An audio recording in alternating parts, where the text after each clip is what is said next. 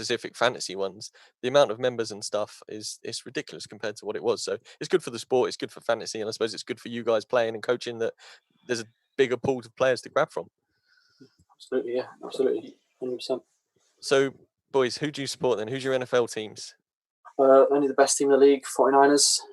Reason for that is it was the first city I went to in America, and it was the first team I went to go watch live. And I used to love at the time, still love now, Colin Kaepernick as a player. And watching him, like his early days was like watching Lamar Jackson now. Really entertaining football. So yeah, it's 49ers all the way. And I'm possibly one of the very few UK's Carolina Panthers fans. As I said, started watching it early 2000s, picked the underdog in the 2003-2004 Super Bowl, where we got beat by the Patriots, and have stayed with them ever since through some good years, but mainly bad years. So on a rebuild. So new coaching staff, new setup. So looking forward to the future, getting back into it. Yeah, I've heard a lot of people say that they're destined for the number one pick come the next draft. So no. Wait, although you should. The last time we had the number one pick worked out quite well for us with Cam. So we'll see where that goes. Yeah, it worked really well. Well, we had a decent couple of years from him. Yeah, MVP. He was pretty good. Cam was pretty good, and you know the seeing him turn up in New England, it's going to be. Bill Belichick obviously knows what he's doing. It's been far too long for him to people question the decision, and I think people underestimate him as well. And to have a weapon like Cam Newton, I think could be. If he's fit, he's top 5 QB in the league, no doubt, just because of what he brings to the game and the way New England scheme for their players. They did it for Tom Brady, and I'm not saying Tom Brady was average, but look, hey, he won 6 Super Bowls, so I am not betting against the Patriots to get back to the Super Bowl this season. If anybody can get value from a player, it's Belichick really, and he'll find out ways of using him and keeping the defense on their toes with him. So yeah, it's a great weapon to have if he's fit. Obviously, with Cam as always, if he's healthy or not, but if he's healthy. I think as well that if the Patriots can scheme for him in a way that can keep him fit, and they wouldn't have signed him if he wasn't fit because they're so close to the cap limit that everything's incentive anyway with him. So it does seem cheap if you're going to go about it that way, and people have come out and said that it's the wrong way to do it, but the talent's there, and I think there's a chance that the deal's been in the pipeline for a long time, and they just wanted to make sure that it was the right thing. And then obviously they announced it on the day where they got in a bit of trouble for the what did they do? The Bengals game, when they the Bengals game. So it was a perfect time to release it, take a bit of the shroud away, and it was great. Not sure who needs to video the Bengals to get a win. You're a bad place when you're cheating against the Bengals, aren't you? But there's nothing to say they didn't do it against everyone and just got caught against the Bengals, which is the worst team to get caught against. Yeah. So before we get into talking about creating an army team, we've got one question that we ask all of our guests to come on, and that's: what advice would you give to our listeners who want to talk about their passion, whether it be going into the army or playing Brit ball or whatever it be, sailing, whatever their passion is? What advice would you give to our listeners to pursue their passion? One thing I would say definitely is, especially when you're in the military, because bandit's quite a big thing. So to open up and say like you enjoy something everyone else doesn't is open yourself up to jokes, which is obviously only light-hearted fun. But a lot of people don't want to speak about what they have passions about for that reason. So I would just say that don't worry about what anyone else thinks. If it's your passion, it's what you love, then follow it, chase it, and come out and watch it play. Do what you need to do, but don't let anyone else dictate what you do. In that sense. Yeah, definitely. It's absolutely huge sport, and it's a global sport. You can see the money going into it. You can see the profile. It's much better now than it was 10, 20 years ago in the UK. So it's you probably is an easier access route, but there's loads of teams out there. If you want to play or coach or hit at the sideline and do stats or game management or do team administration or refereeing or whatever, there's BAFA and BAFRA. Just Google everything in the UK and you'll be all the teams will be more than happy to have anybody, no matter what size or talent or age, or if you've had an injury or not, just get a long, healthy local team and see how it goes. Marvelous. Right, chaps. So let's get into talking about creating an army team. You know, this I as I said before, I didn't know this was the thing, or was going to be a thing, or was even possible, and I don't really know much about sport in the army as a whole. So, what made you want to attempt creating an American football team for the army? So it started with me, my crazy head and the ideas I come up with to make myself even more busy. But football, obviously, we know it's massive, like I've just said, massively growing in the UK. And I heard it a million times from players that are in the military. They say, "Oh, why isn't there an army team? Why isn't there an RAF team? You know, why isn't there a Navy team? Whatever it is." And I've heard it a million times before. And I generally don't think I don't think I think in the same way as other people do. So I've heard this before, and this is probably why Salisbury exists. And I set up a flag team when I was at Swindon because people were saying, well, "Why isn't there a flag team?" I think I like to work on action rather than words sometimes. So I thought, well, why not? I ripped some documents up justifying it because I didn't know there was any processes then. So I ripped some documents up just to justify why it fits. And one of the main things on that was the core values of the British Army mirror the values of American football. So things like discipline and selflessness and integrity. It's all ties in with the sport massively, more than any sport. I know sport generally does tie in with them sort of headings, but none more than American football. And obviously the teamwork and professionalism that comes along with it is, again, it's our textbook day to day. So it mirrors army life almost perfectly. And we have some amazing athletes in the military. I mean, if you go to any UK sort of Britball team, you'll find that some of their top players will be military guys because they're athletic. Like they've already got them core values that we just spoke about: the discipline, being encouraged to get stuck in, and they've got the selflessness. So they make good linemen, for example. Even though we don't normally have the size, it's just them core values match perfectly with the sport and the positions and the jobs that's asked of them. So it made sense for there to be a team. And the army offers so much for sport with travel and sports tours and the amount of money we put into sport because the army realises what sport does for people, what values it carries. So it made more sense for there to be a team than not to be a team. The fact that there isn't a team now is still baffles me. For sure. I mean, so how do you go about getting the army, or if you're in the Navy in the same situation, but you're in the army, how do you go about getting the army to recognise American football as a sport? It's not an easy one, and there's no sort of right. This is the process. You've got to follow this. There's certain things you've got to prove, and it's essentially it's too much to get into on this. But in the way I've broken it down into 4 phases, the way that we're going to approach is our sort of scheme, if you like. And our phase 1 was to recruit committee, coaches, put together a system, an ethic. This essentially what we've got now, a brand, the AFA brand, which we're constantly putting out there, and sort of a foundation for us to then build off of. The second phase then is what we were on the doorstep of before COVID, and hopefully we'll be back on the doorstep of beginning next year, is the recruiting of players. Now this is really important because to prove what we're doing, we need to have the minimum to have the players interested in doing it before we even think about money or anything like that. We need to have the people interested in playing. And then phase 3 would be the practice and basically the collection of evidence. And phase 4 would be providing that to the Army Sports Board, where they would turn around and say, come down, evaluate it, say yes or no, essentially. So that's my phased system that I put together, and that we spoke briefly about. But we're definitely past phase 1 and on to 2 on that sort of thing. But with talking about numbers, at the minute we've got about 9 committee, I believe, from the rank of private all the way up to brigadier, with the sort of main man on board. And player wise, we had 200 people registered interest, across the army. That's across Northern Ireland, UK, and people that are also deployed.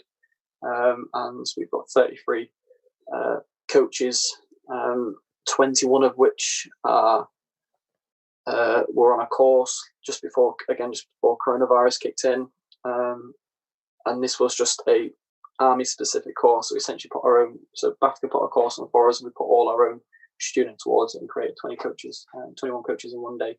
Now 3 of them, including myself, were sort of redoing the course, but we redid it just to do it as I wanted to do it as a team.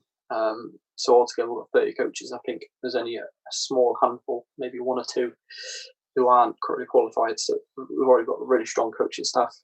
That's being helped by people such as Paul Sherratt and Wilf from UK university teams.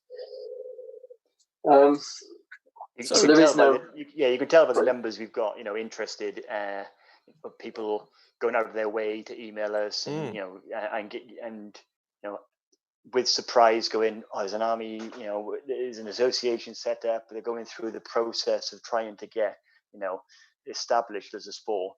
So, any Britball team in the country would absolutely bite your hands off if you said you had 100 plus 200 people who wanted to turn up and be players. Yeah. So, we've got a great foundation of interest and enthusiasm.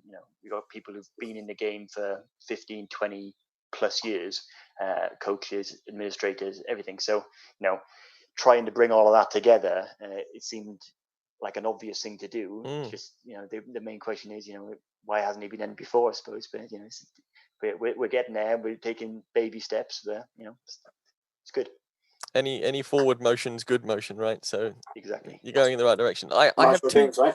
Yeah, I have 2 questions on this. My first one is, with the logistics, with your 200 players and coaches being spread out, how does that go about training and playing and stuff like that?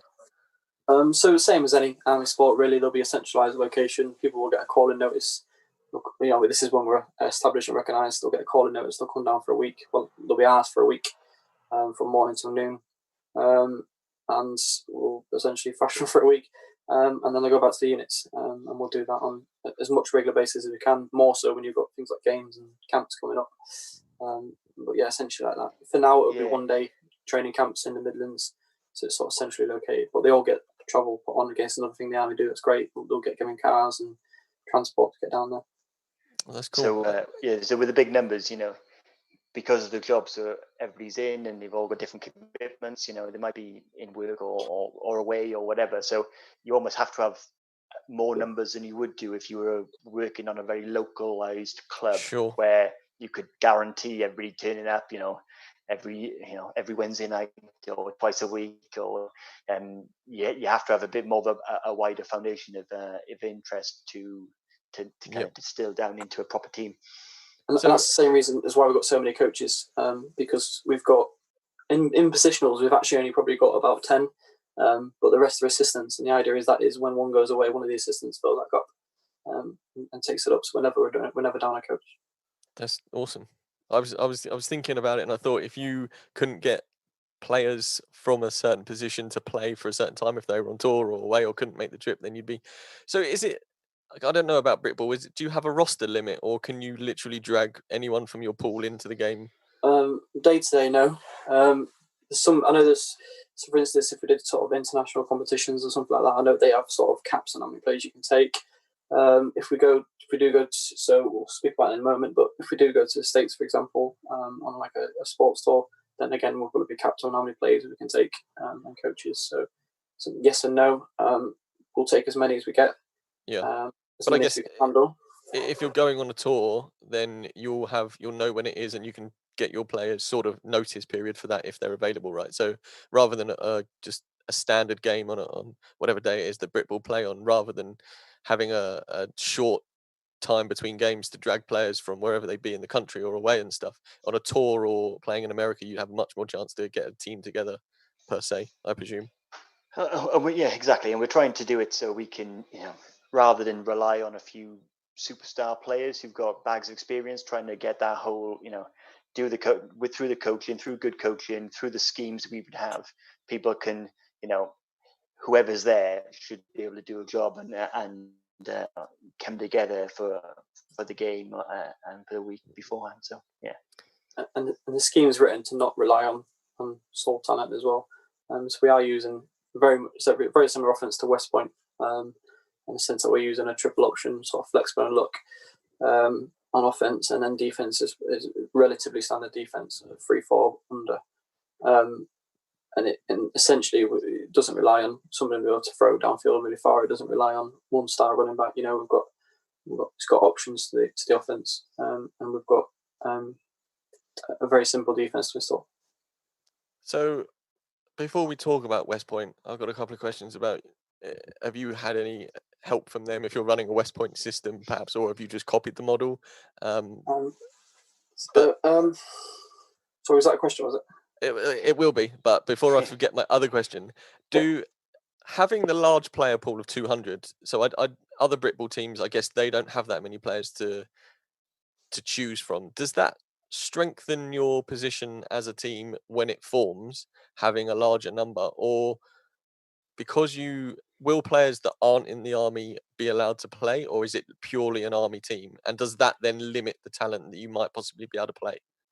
It is army only.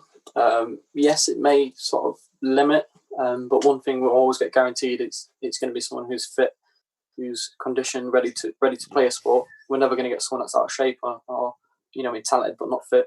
If someone comes talented, we know they're going to come with fitness as well.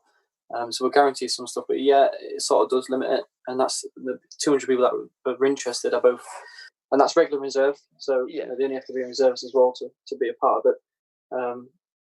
But yeah, to answer the question, it does limit it a little bit, but at the same time, it gives us a lot of guarantees. But that's the way all army sport is. It's army personnel only. So we're not going to get some absolutely huge linemen turn up because they probably wouldn't be in the army from all the physical standards or for the jobs they're in. So we're probably going to be a team a bit like West Point. Haven't got the raw size, so it's going to be done on technique and effort and coaching to get the results we want. And I presume strength and conditioning is quite a big thing in Britball, where perhaps not the NFL or the colleges who've got dedicated weight rooms and strength and conditioning coaches. Being a member of the army, as you say, provides fitness anyway. So your guys will be able to. They've got the 60-minute motor, whereas some Britball teams they might start running out. Absolutely, and that'll be one of our biggest strengths is the strength conditioning, along with discipline. But we've also got an athletic development coach, who's a PTI, which is a physical training instructor in the army, and he'll have a small group of PTIs working with him. That will, on our training camps, we'll have them in the gym. I mean, we do strength conditioning day by day basis anyway in the military at the moment. So it's a big part of injury prevention is a big part of the military at the moment. So actually, along with a sort of general fitness sort of stuff, we've got like strength conditioning, injury prevention, physio side backing us up as well. That's good. I mean, I don't fancy playing you boys if I was on another team, because it would just be a constant grind for 60 minutes. So are you getting any help or advice from American institutions like West Point? Yeah, we are. Yeah, so I created a bit of a link with Fresno State last time I went to America and got a visit on there on the basis of going down and seeing how they do things. So they let me into one of their closed practices. This is Fresno State Bulldogs, and they took me around their facilities, and I've been in contact with them since. So that was good. So we've sort of created a bit of a link there, but also more recently we've created a sort of, it's a start of a relationship with West Point. So we've sort of had a few communications with their chief of football staff, and we are awaiting a reply from their offensive coordinator as well to work with our guys on the offensive playbook. So we've had a few Zooms with Paul Sherritt from Loughborough University. He's been fantastic because he ran the same sort of offense with Loughborough University last season. So we've had a few with him to learn sport basically, but we're just sort of awaiting that response from their offensive coordinator, who we have heard from on email, but we're just waiting for that response of can he give us a coach for Zoom essentially to help us out in that sense. So there is a relationship starting there. They did invite us over this year to one of their coaching clinics, which we planned to go to, but unfortunately this happened. 2020 happened, Yep. And obviously everything's been cancelled. So we'll probably look at maybe sending a few guys out next year doing that. potentially some support from the army. We don't know yet. We're going to look into that sort of as an avenue. But I'm sure people would pay out their own money to go do that. Yeah. But yeah, there is a link. It's the relationship that's sort of budding as we speak. That's awesome. So the long-term goal for you guys, is it to compete in BAFA or to form an army league with other countries, or both, or end up playing West Point in some sort of charity game? Or I think we'd probably get killed if we played West Point. Not quite that yet. Yeah. No. Yeah. So there'll be a bit of a mixture. We won't be playing any structured BAFA league. It would be, I think, too much of a burden on people's careers and getting around the country on that short time frame. But it doesn't mean we won't play BAFA teams. We'll probably be on exhibition basis, a bit like Bristol Pride do it. I don't know if you've heard of them, but a bit like they do. And it'll be on sort of exhibition basis. We'll probably aim to do sports stores in both Europe against teams in Europe, maybe regional teams, and then we will also aim to hopefully go to in the future, go to some places like West Point, but not to play against, but to be sort of on a coaching and a playing camp over there, where our coaches can learn from their coaches and our players can learn from their coaches as well. Essentially, would be the aim. Not never to play against them. I don't see that as ever being at that level. Yeah, that's a shame. Although it'd be some exhibition game if you could pull that off, right? Yeah, I might be transferring after doing that. So, how do our listeners help? How can we get involved? How can we track AFA's progress? So there's a couple of sort of official groups up. So there's let me get the right tagline for you. So AFA_chairman on Twitter is our chairman, Tom, who you can follow on Twitter, and he puts any updates on there. For those that are on Facebook, we have a AFA Facebook group, so just search for AFA or search for the hashtags AFA or Brick by Brick, and we should come up on them as well. That's the sort of civilian way of keeping up with it. If you're military, we have several different ways, but if they email AFA_official at outlook.com, then they'll get a response from that, and we can sort of guide you to the right sort of avenues of keeping up to date. And we're always recruiting, so if you want to be a regular in the army or a reservist, if you want to get down to your local careers office, or search army jobs, get in and be a reservist, come play American football in your spare time and help out. As you say, regular and reserve, so go for it. Sounds pretty good. If I was a bit younger, I'd definitely take you up on that, but not anymore. So we are a fantasy football podcast, chaps. Let's talk some fantasy football. Chris, I know you've got something shiny in the corner of your room there that you want to show off to Rush Nation. Knowing that the Rush Nation, we're going to be happy with fantasy, so I thought I'd bring my current fantasy trophy, back-to-back winners. There's at least a dozen people in the UK now who are horrendously shamed by that being that, because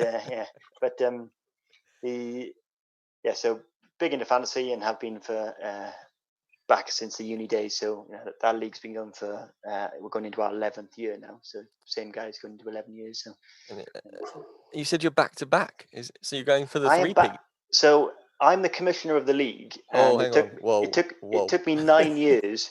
So it took me 9 years to win. And it was quite the running joke that I hadn't won anything, even though it was my league, and I was working on the rules and everything. We're one in year 9 and in year 10 now. So looking for the three-peat, the hat trick. I doubt it'll happen, but we've got it here at the moment. So trying to install a rule with like the World Cup, where if you win it 3 times, you get to keep the trophy. But we'll see. So is that a dynasty or is it a redraft league? It's a redraft league, yeah. Slightly not the standard head-to-head league. So we've got a few, I don't know, I suppose people would call them geeky, nerdy people in the league. So we kind of do an offline, like almost like a roto league. Okay. So we're kind of not head-to-head, so we're all in together. Really deep league.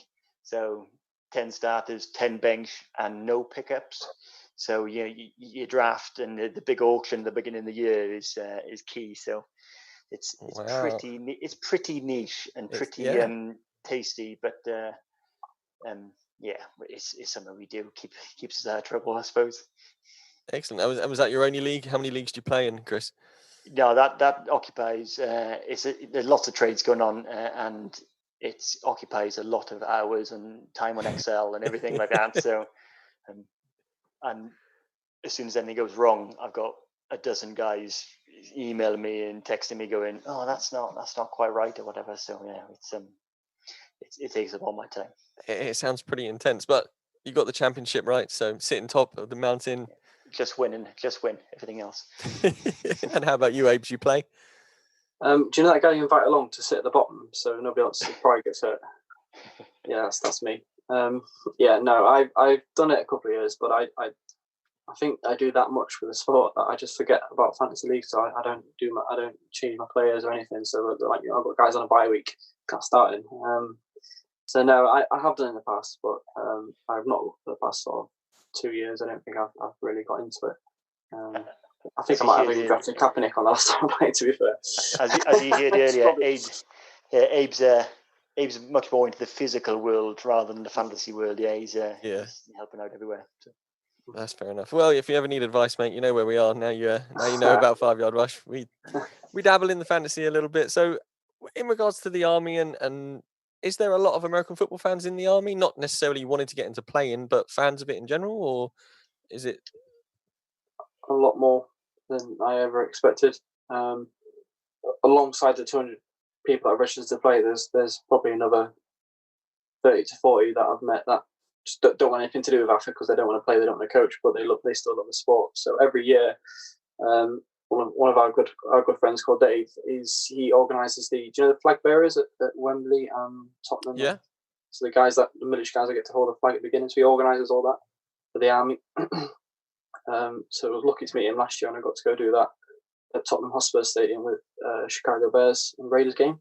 First one as well. That was fantastic. And I was sort of on a whim because I was going to California the month after. I thought, you know what, I'm going to message 49ers just off a whim, off a cuff, and see if I can do the same thing. And it came through. So I also went out on the pitch with the 49ers and did a American flag instead, which is pretty cool. So yeah, there's a lot more people in the military that I'm into it than I ever expected, especially the rugby players. Although there's always an ongoing joke there between the two sports, a lot of the rugby players in the Army are American football fans as well. So now you've done the flag in both Tottenham and I guess in San Francisco. Which stadium was better to run out onto the pitch for? Not necessarily. He needs to get to Bank of America, doesn't he? He needs to get to Charlotte. I know what you're saying. So I love Tottenham Hotspur Stadium. It's absolutely fantastic. And to see their football pitch underneath on the car park when we're getting the flags waving and stuff was pretty cool. And the atmosphere there was fantastic. But I don't think anything will ever beat the open stadium with the 49ers with the mountains in the background. It's absolutely fantastic stadium. And by far my favourite. But Tottenham Hotspur Stadium is something special. Yeah, when we first walked, because I was lucky enough to get a ticket for the first 2 games at Tottenham, and Murph actually was in the press box for the Bucks game. It was ridiculous walking up the steps and seeing out onto the pitch and the actual arena it is, because I'm an Arsenal fan as well, so I really didn't want it to be a nice ground because it was Tottenham, but it's such a nice arena just to go into as an American football ground, and I imagine soccer or football is exactly the same. It's just a great stadium. Must have been quite loud there for you then. Yeah. Ooh. Yeah. I mean, I say I'm an Arsenal fan. I haven't really followed football for the last sort of 8 years, but I grew up as an Arsenal fan when they were good, if that helps. and then I jumped ship, but American football turned up. But what is it like? I've not had the experience, but what's it like carrying something out onto the pitch when the stadium is completely full?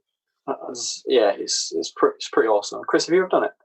No, I didn't do it last year. No, cool. Yes, it's pretty awesome. Like again, I think San Francisco was definitely better just because the American fans were. It was just, I don't know. I think it's just a bit of a better atmosphere. But yeah, it's fantastic. And I was stood on the pitch, like 5 meters away from DeForest Buckner, obviously looking up.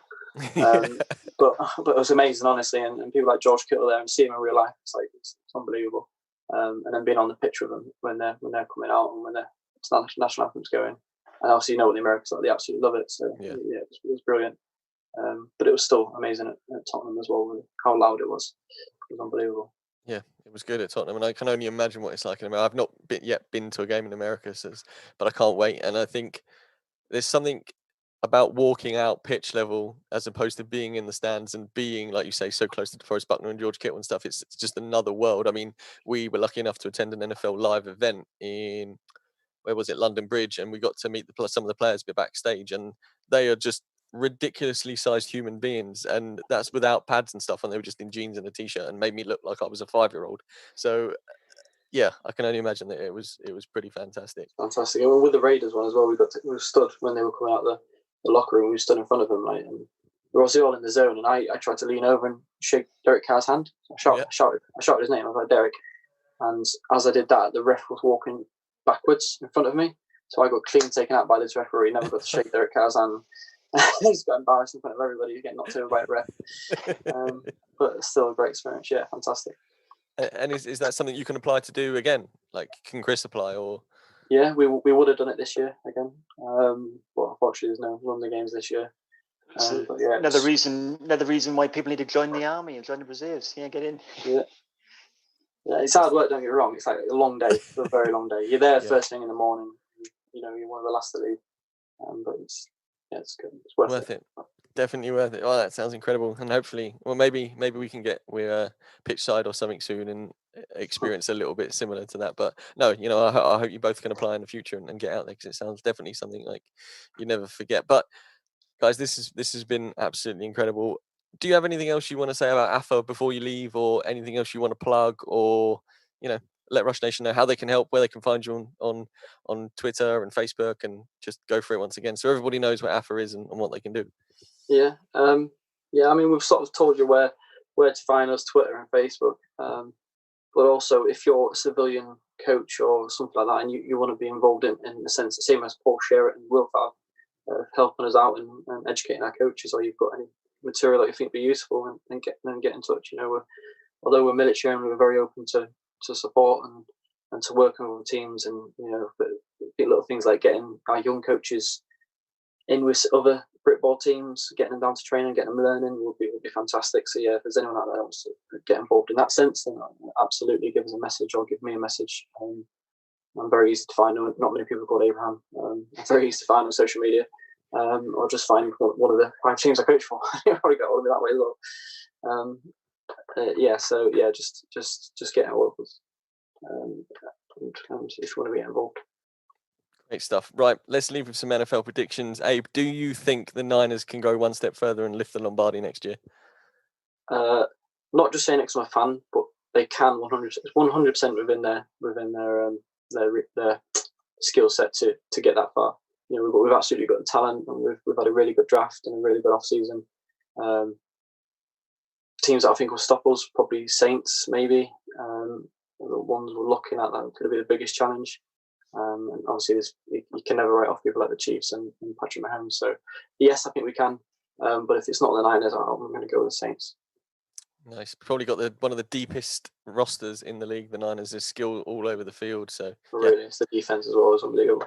Yeah, absolutely frightening. And then Chris, Panthers, number 1 pick overall next year in the draft, or do you think you can do a little better than that?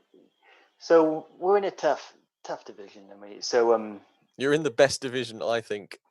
Completely, yeah. Arguable. No. There's depth everywhere. There's depth everywhere. So no, I'm pretty positive about it. I think the coaching staff we got coming in, you know, they're all designed to build programs. We've got, you know, although Cam was a great athlete, he had a bit of a circus around him. So, you know, that's moved on now. So I think young offense, all the picks in the draft were defense. So, you know, it's a statement of intent, really.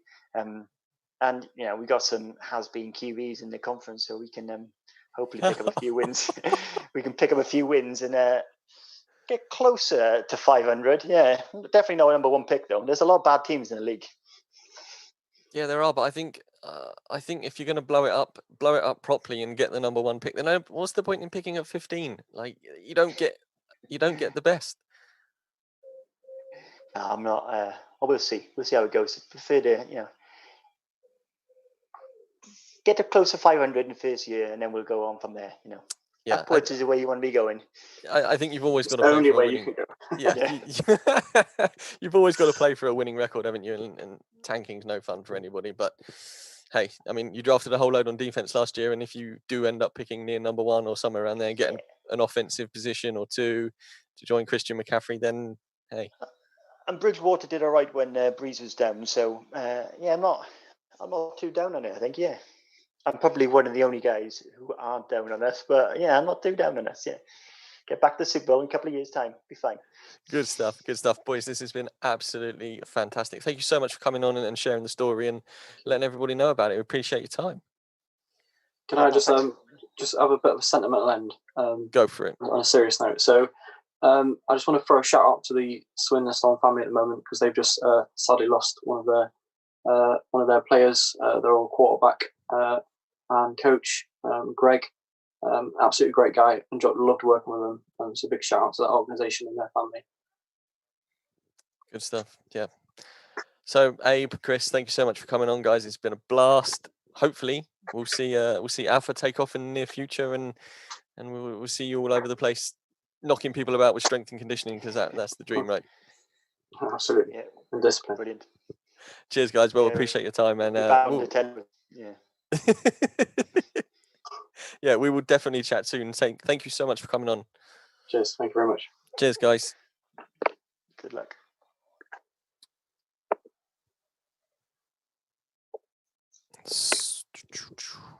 Right, Rush Nation, I do have some announcements today. Just a bit of house cleaning at the end here. Today is the last day to get one of 3 guaranteed spots into the Warrior Bowl.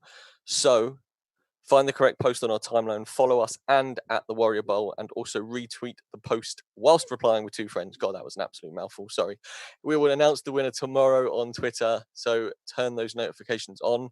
Now, we've also got 1 spot to give away in the Stevie Rains Bowl, which is run by the boys over at the Kickers Matter podcast.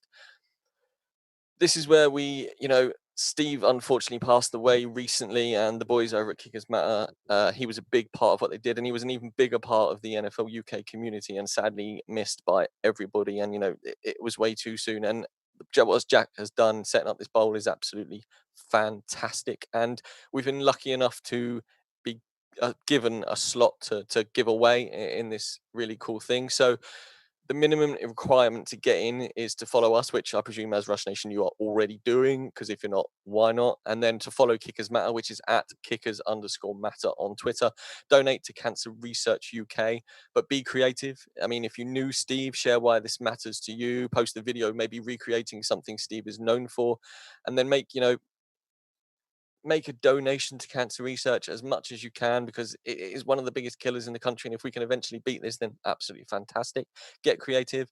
This league really matters to us. I know it matters to the boys at KM. It matters to the NFL UK community. So it's representing Steve, who we really liked, and everybody else did. So yeah, don't forget, you go follow us, follow the KM boys, donate to cancer research, and then let us know why you should be in the Stevie Rains Bowl. And then we've got 1 spot to give away in the Fantasy and Frames tournament. And this is going to give charity $100 of the charity of your choice, $100 if you win. So simply find the post on our timeline and follow the instructions there. There are still some spaces left in the FFCC, but this is going to be the last weekend to sign up. There is literally only a handful of spaces left. So if you're not in the FFCC and you fancy a shot at beating some of the best analysts in the business, get involved. It's a 2-week competition. So, week 1 and week 2 are head to head. And then if you lose, you're out, bosh, gone. And Jack from KM won it last year, El Champion, as he likes to be called now, blowing his own trumpet. Well done, Jack. Yeah, there is literally handful of spaces left, so go get them before they're gone. And then there's listener league news coming up next week. However, if you want to get into a league, show us your books on Twitter, take a picture of those fantasy football playbooks. If you haven't got one yet, head over to 5yardrush.co.uk, get yourself a fantasy football playbook, or Amazon if you want a paperback. The Amazon paperback is slightly more expensive, but you do get a lovely copy of the book. So if you want to read a book, get it on Amazon. If you don't, head over to 5yardrush.co.uk, get the fantasy football playbook there. We want these leagues filled as soon as possible, and I think there's only 4 spaces left. So there's only a handful in the FFCC and then 4 in the book leagues. We're going to be making some more next week. Hold tight for that information. But Rush Nation, that is a lot of talking. I am out of breath. Normally Murph does a little bit, but unfortunately he hasn't here. Murph, I've missed you, buddy. I know the Army boys did too. It was a pleasure having them on. But Rush Nation, until next week, don't forget, as always, stay safe and keep rushing. Whew. Thanks for